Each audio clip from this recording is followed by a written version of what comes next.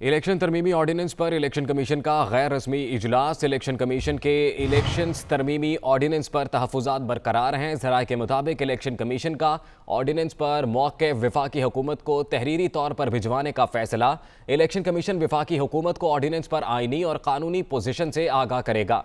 इसी से मुतल्लिक़ मज़ीद तफ़सीलात जानेंगे मोहसिन एजाज से। मोहसिन, बताइएगा।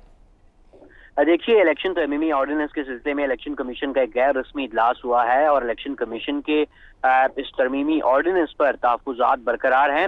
इलेक्शन कमीशन के इस गैर रस्मी इजलास में ये फैसला किया गया है कि इलेक्शन कमीशन ऑर्डिनेंस पर अपना मौक़िफ़ वफ़ाक़ी हुकूमत को तहरीरी तौर पर भिजवाएगा। इसके साथ साथ ये फैसला भी किया गया है कि जो भी मामलात इस सिलसिले में दरपेश हैं, इस सिलसिले में इलेक्शन कमीशन ज़ाब्ते अखलाक पर सियासी जमातों से मुशावरत भी करेगा। और इस इजलास में ये बात भी सामने आई है कि इलेक्शन कमीशन वफाकी हुकूमत को ऑर्डिनेंस पर आईनी और कानूनी पोजीशन से बजरिया खत आगाह करेगी और इसको रिकॉर्ड पर लाएगी।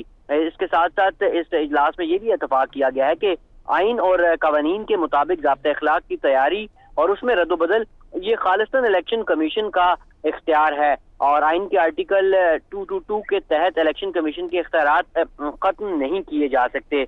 अब इलेक्शन कमीशन ऑफ पाकिस्तान ने इस सिलसिले में तहरीरी तौर पर अपने जो गुजारिशात हैं, जो तहफ़्फ़ुज़ात हैं, वो वफाकी हुकूमत के साथ शेयर करने का फैसला भी किया है। इससे कबल अटॉर्नी जनरल के साथ इलेक्शन कमीशन के वक्त की मुलाकात भी हुई थी, जिसमें इलेक्शन कमीशन ने अपने तहफ़्फ़ुज़ात उनके सामने रखे थे। ताहम अभी तक उस सिलसिले में डेडलॉक है और ये जो मुलाकात थी अटॉर्नी जनरल और इलेक्शन कमीशन के वक्त की, वो भी बेनतीजा खत्म हो गई थी। और अब इलेक्शन कमीशन जो है वो उसने ये फैसला किया है कि इस सिलसिले में न सिर्फ तहरीरी गुजारिशात भिजवाई जाएंगी हुकूमत को और तहफ़्फ़ुज़ात से आगाह किया जाएगा, बल्कि इसके साथ साथ सियासी जमातों से मुशावरत भी की जाएगी, क्योंकि आइन और कवानीन के तहत की इलेक्शन कमीशन का इख्तियार है।